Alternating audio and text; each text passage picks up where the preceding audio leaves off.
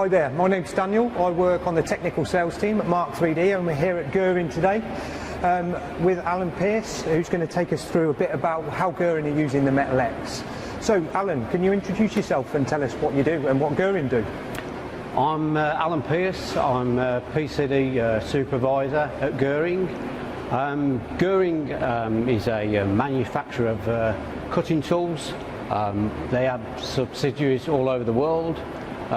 Here in the UK we supply standard tooling, taps, drills, reamers, but we also do specialised tooling. The specialised tooling is in either carbide or PCD, and also obviously now with 3D printed tools with. Right, clearly you've got loads of really impressive tools here. It seems at odds why a subtractive tool manufacturer would look at additive.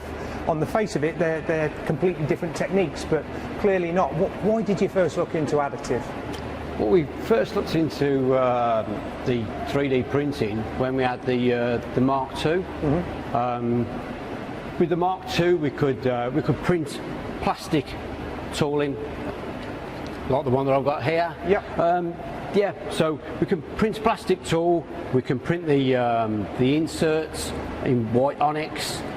The customer then has a physical tool that is size for size, so we can compare it to anything to see if there's been any collisions. Are you looking for faults in the design, or that, yeah, so we're looking for faults in design, but also the customer has a actual size part. Yeah. So he can see, he can test, he can do a dry run if he wants to see if there's any collisions. Hence why you're putting them on the back ends here potentially. That's it. Well, we use the steerable back ends. Again, yes, for a printed part, but also when we go to the next stage, when we physically print the tool on the Metal X. It's just steerable. Some of these tolerances are within microns, so we have to have adjustments. Right, okay.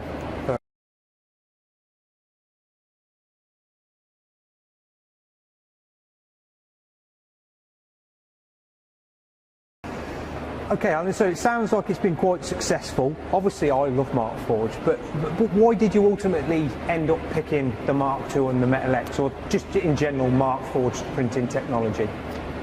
Well, the beauty of the Mark 3D printers is that they're so easy and simple to use.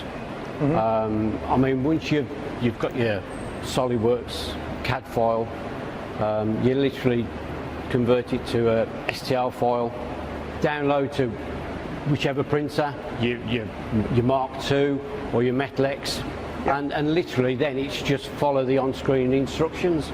So what you're kind of saying is it's part of your day job, you've not got a technician that's dedicated to run it, like an additional cost of another person? No, you don't need anybody else. As long as you can produce your model, then away. Okay, so you've done an element of design verification and then taken a step into the metal arena, so printing end-use tools. What was the first tool application you had for the Metal X? So the first tool that we tried on the Metal X was the tool that I have here. So we've got through coolants, we've got 6 flutes, and we brazed PCD segments. We then wire roded and we ground the PCD to a size. This was then used as a reamer. So the first application was to just plunge. Okay, yeah. So in my idea, a bit like a drill, just going straight down, That's no correct. lateral load. That's it, yep, that's correct. Okay, and it's interesting you say, because your tolerances are so tight, you really get into a near-net shape, and then you flick back to your traditional downstream post-processing. So we're just replacing part of your previous manufacturing technique, is that right? Yeah, that's it, yes. I mean, sometimes you can make a tool out of a carbide body, a steel body, but with the printed body we can do a quick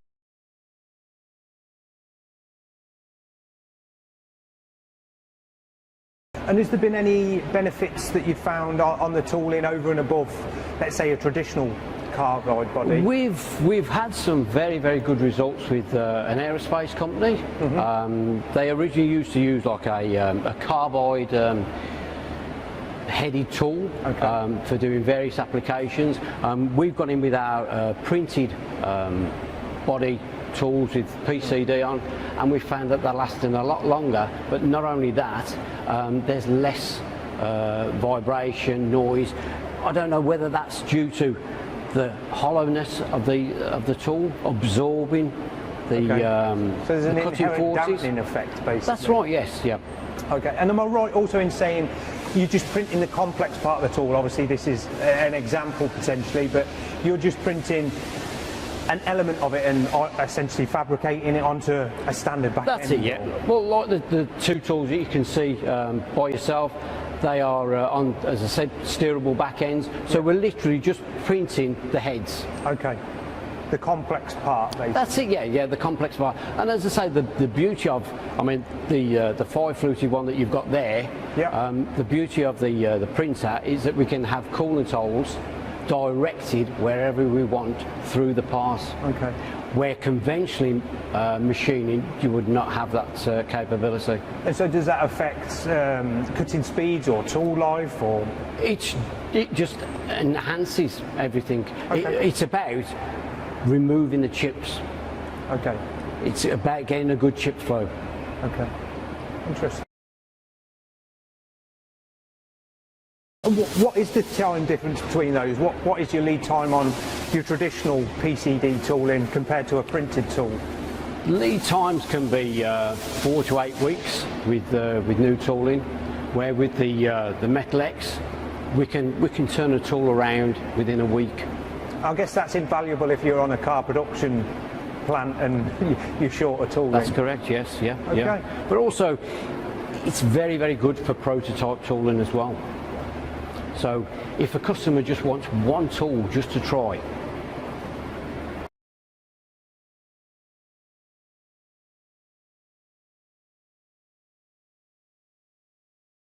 so just for my benefit, what is PCD? PCD is a polycrystallized diamond.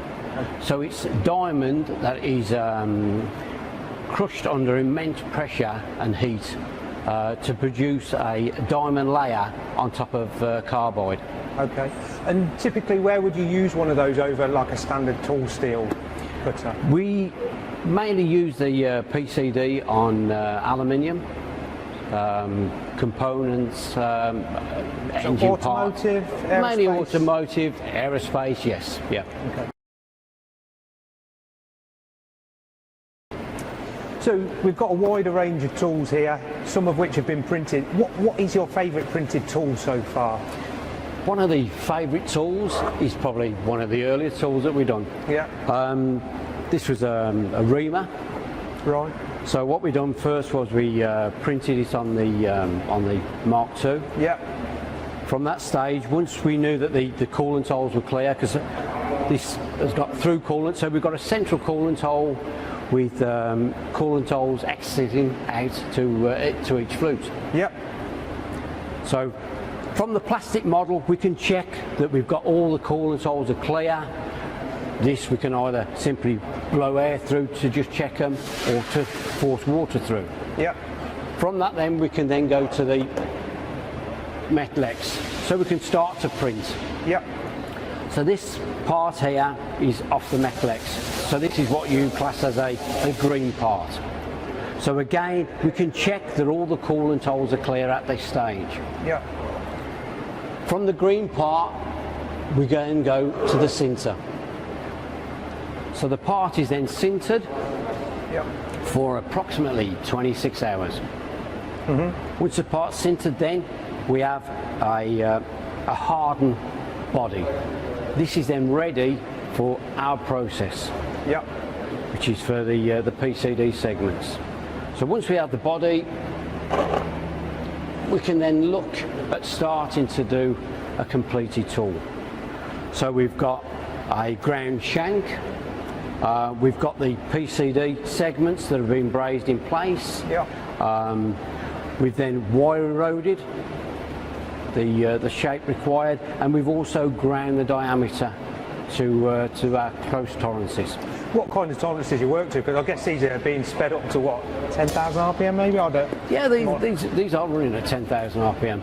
The tolerances that we normally have on a reamer is 3 microns. Okay, so precision engineering. It is very, very precision engineering, yes, yes.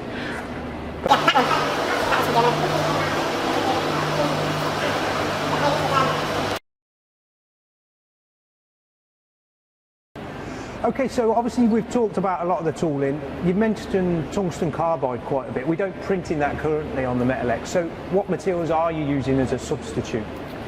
So the main material that we use currently at the moment is H13, the tool steel. Yep. We find that is the best application. The shock of the tools when they're cutting, they seem to absorb all the vibration. Right, okay. So it's been a suitable replacement. I mean, what is that tool that we're... So the tool that I've got here is a monoblock tool. So this tool consists of 3 parts. So we've got the holder, we've got an extension, and we've got our 3D printed tool with our PCD segments. Okay. So again, we've got coolant flowing through the centre that comes out and exits into each flute. And how long would a tool like that be expected to last in a production environment? This is going to last for months. And you haven't seen any negative effects between the standard traditional technique, shall we say, and a printed tool? No, the printed tools are working very, very well. We've had some very, very good results from all the customers that are using them at the moment. Great.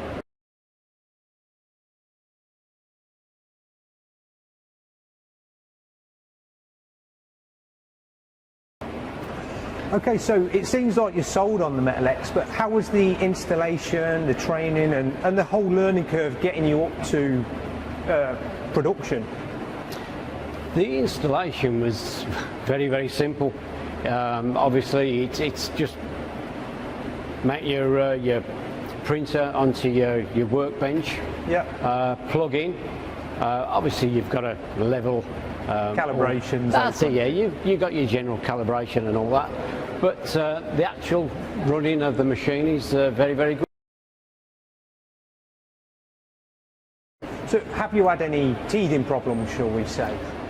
There's probably one teething problem that we had, and that was with the Metal X. We found that diameters, forms were fine, but we found that when we was printing, the overall length was oversized to what we really required.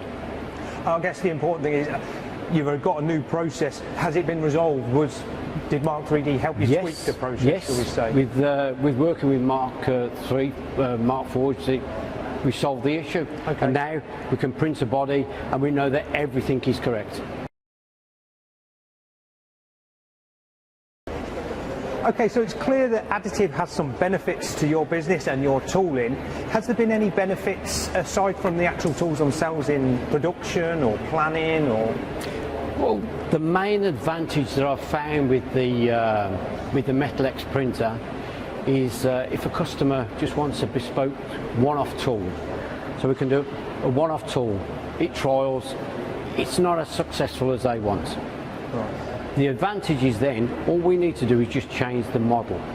Where if you was conventionally machining this tool, you would have to then reset up the machines again to manufacture the tool. We're looking at just a model that's got to be changed. From the model being changed, we download back onto the printer and away we go. So we can have a design change within a day. Okay, and I guess it allows your production plant to be still manufacturing those tools that you're selling regularly rather than taking it down just to make a tweak on one single tool. Well, that's it, yeah. The big advantage is the fact that you've not got to set up lots of machines. So it's clear you've basically took this technology and ran with it, and you're doing far more than we would have ever hoped or dreamed of in one way. But what is the future beyond what we've seen today for printing at Guhring? The future's looking very, very good. At the moment, we've got a lot of trial tools. We've got a lot of development tools at the moment with coolant holes, with tooling that we could not even think about making conventionally. Right, okay. So impossible to manufacture without It'd be impossible, yes.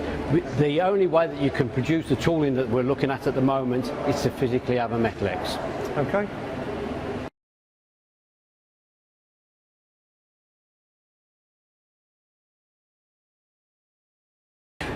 Well, Alan, we really appreciate you talking us through this today. The Guhring story is a phenomenal kind of case study for what we can do with the technology, and we look forward to seeing more tools from you shortly. If you want any more information on the Guhring case study, anything discussed today, visit our website, which is www.mark3d.co.uk, or email printstronger@mark3d.co.uk.